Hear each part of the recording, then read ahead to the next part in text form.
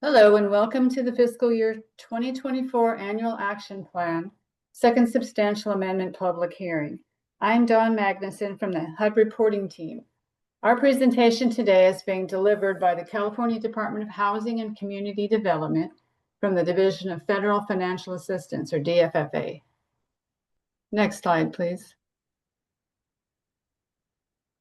Today's meeting, our facilitators today will be me and Luke Gladstein and Alexis Navarro of the HUD reporting team. And our presenters today will be Anthony Zepeda, ESG specialist, and Ann Nichols, our federal loan closing branch manager. Next, please. All right, a few housekeeping items. We will mute the participants upon entry. Please use your raise hand feature for questions or comments. You may also leave a comment in the chat box, which is at the bottom. Please use the Q&A box for questions. Closed captioning is available by clicking the Show Captions icon. Also, the comments on the action plan will be saved as a public record. This meeting is being recorded, and the recording and slides will be available and posted on the HCD website. All right, now Luke from the HUD reporting team will discuss the agenda. Hi, everybody. I'm Luke Gladstein. And on the agenda today, first we will go over the background of the annual action plan, and then we will move on to the purpose of this amendment. After that, we will be hearing from presenters from the Emergency Solutions Grants team, otherwise known as ESG, Home Investment Partnerships, as well as the National Housing Trust Fund. They will talk more about the updates in the amendment. After that, we will end with some questions and comments. Next slide, please. Okay, so going over the background of the annual action plan, the 24 to 25 annual action plan explains how HCD plans to utilize its federal funding to administer the U.S. Department of Housing and Urban Development, otherwise known as HUD, programs. When a program makes a change to the original plan, HCD has to make an amendment and give the public an opportunity to comment on these changes. So our Home, NHTF, and ESG program teams provide funding for affordable housing development, tenant-based rental assistance, homelessness prevention, emergency shelter, and other activities that benefit lower-income Californians, including those experiencing homelessness or at risk of homelessness. Next slide, please. The purpose of this amendment is to revise the Emergency Solutions Grants program, moving from state regulations to ESG guidelines. The purpose is also to remove the allocation of Rapid Unsheltered Survivor Housing, otherwise known as RUSH funds, from the annual action plan, as these have moved to the 25 to 2026 annual action plan in the 25 to 29 consolidated plan. It's also to add allowable occupancy preferences to the Home and NHTF programs for projects with Indian Housing Block Grant, IHBG funding. And it's also to reallocate unused home funds to existing projects with funding gaps to meet HUD expenditure deadlines. So next we will move to Anthony from the ESG team to tell us a little bit more about it.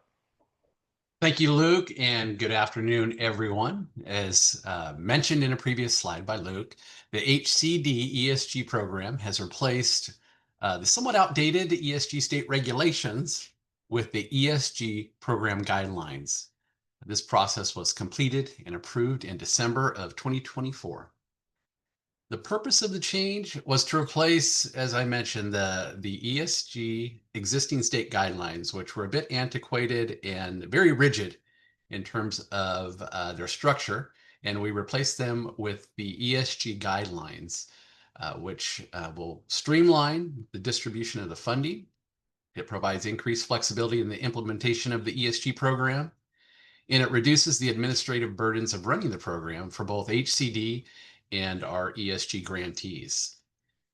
In terms of changes to the funding distribution, the ESG funds are now allocated through a single method of distribution based on program performance outcomes and with a focus on rapid rehousing and homelessness prevention metrics and data. This change in funding distribution has greatly simplified the existing funding application process and provides a greater degree of flexibility in administration of the program. Next slide, please. For section AP10, consultation, the process for replacing the ESG state regulations with the guidelines was completed and approved by our governing agency in December of 2024. The guidelines were finalized after extensive public outreach, consultation by our partner agencies and community stakeholders, and included a listening session, surveys, and a 30-day public comment period. Next slide, please.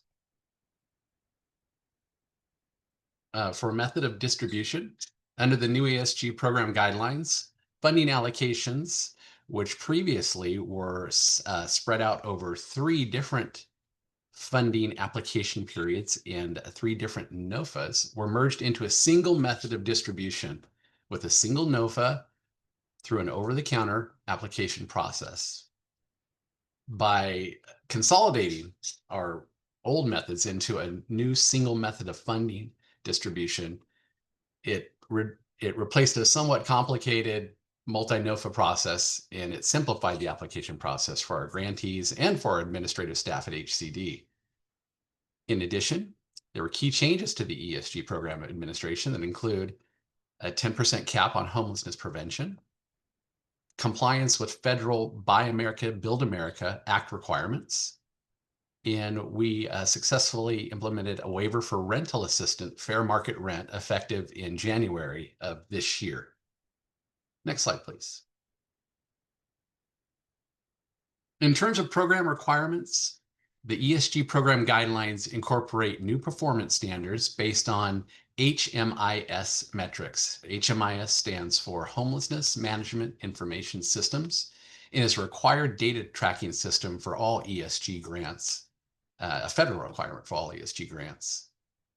The new performance standards were developed for a variety of reasons, but mainly to measure program impact and cost efficiency, improve overall program effectiveness, and make them consistent with an increased emphasis on performance standard measurement within federal grant programs.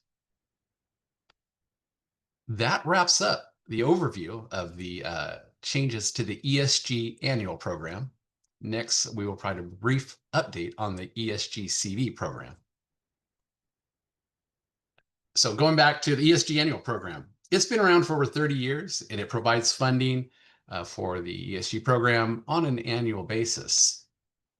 In contrast, the ESG CV, or ESG coronavirus program, as you might have guessed, was developed in response to the 2020 coronavirus pandemic. The purpose of the grant was to provide funding to those persons experiencing homelessness or at risk of homelessness during the coronavirus pandemic. It was a one-time, only federal funding program, and it was successfully administered and implemented by HCD with a full expenditure of the California ESG CV funds completed by September of 2024. Next slide, please. And for the Rapid Unsheltered Survivor Housing, or RUSH program, which is a federal disaster relief program aimed at providing funding for individuals who are homeless or become homeless within a federally declared disaster area. HCD has received RUSH funding as a result of the Los Angeles wildfires. However, the RUSH allocation and narratives were removed from the current action plan and will be added to next year's annual action plan. That concludes the ESG portion of this presentation. I will now hand it over to Ann Nichols, who will be discussing the HOME and NHTF program changes. All yours, Ann. Thank you, Anthony. The HOME program has amended the reallocation of forfeited home funds for home-assisted projects. Clarification language has been added on projects with Indian Housing Block Grant, also known as IHBG funding, may provide a tenant selection preference or limit occupancy to tribal members in accordance with HOME and IHBG regulations and HUD guidance. We've also added clarification language for home-funded tribal projects with or without IHBG funding may provide a tenant selection preference or limit eligibility to tribal members in accordance with federal Indian law, IHBG, and home regulations, HUD guidance, and applicable case law.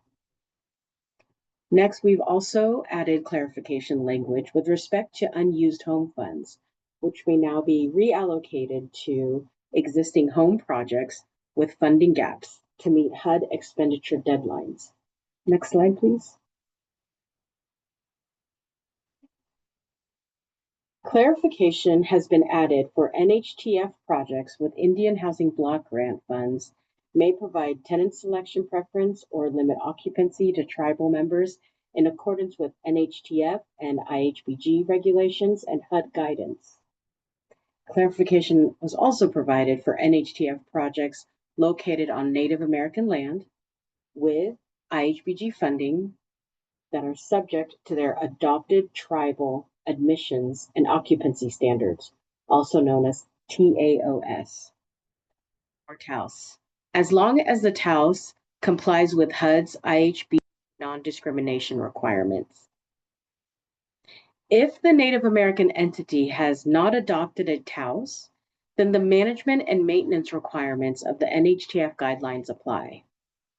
The Native American entity may implement a tribal preference for tenant selection and occupancy, as long as it complies with HUD's IHBG non-discrimination requirements. Now, I will pass it to Alexis from the HUD reporting team. Thank you, Anne, and hello, everyone.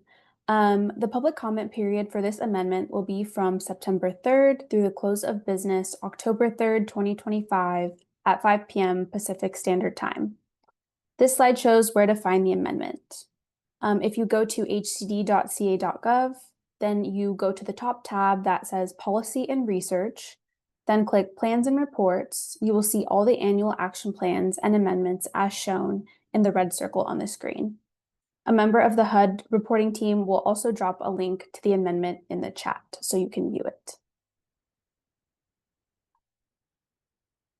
If you would like to submit a comment, question, or feedback, you can do so through standard mail, email, or phone. If you are submitting a comment in writing, please take note of the address on this slide at 651 Bannon Street in Sacramento. You can also reach out to us via email at federalreporting@hcd.ca.gov or via phone at 916-263-2771. Remember, if you need accessibility or accommodations, please email the Federal Reporting email address for any assistance.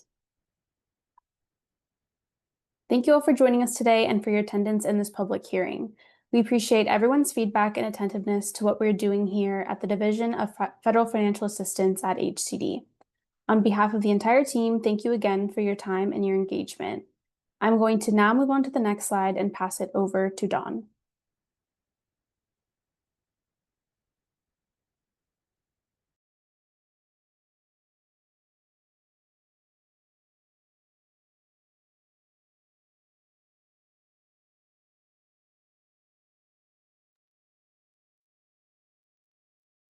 All right, so we will leave the room open for questions and comments. If anybody has any, you can use our question and answer box, or you can use the chat if you had any comments at this time. And we'll leave the room open for 2 minutes. If there's no questions after that, then we'll go ahead and close the room.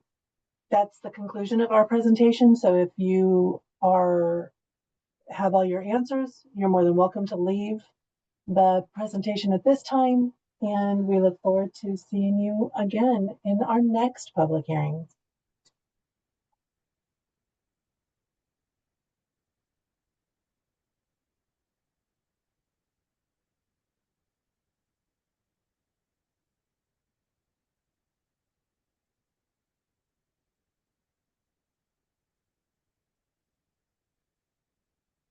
Alexis, can we go to the next slide, please? So that way we have the, perfect, thank you.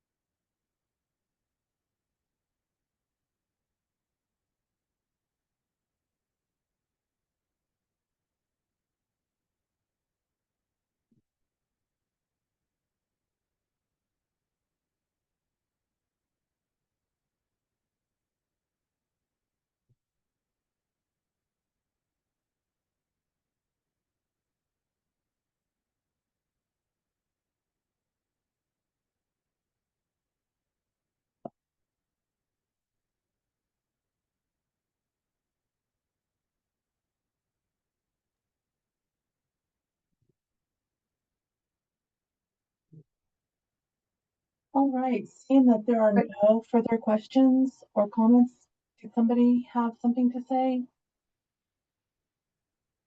Okay. So we'll go ahead and close the hearing now, and thank you again for joining us, and have a wonderful afternoon. Bye.